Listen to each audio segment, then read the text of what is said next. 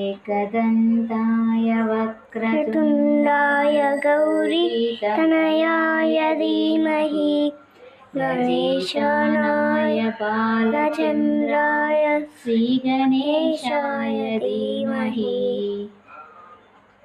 ॐ त्र्यम्बकं यजामहे सुगन्धिं पुष्टिवर्धनम् उर्वारुकमिव बन्धनात् मृत्योर्मुक्ष्यमामृतात्। उग्रं वीरं महाविष्णुं ज्वलन्तं सर्वतोमुखं नरसिंहं भूषणं भद्रं मृत्युं नमाम्यहं स्वाहा।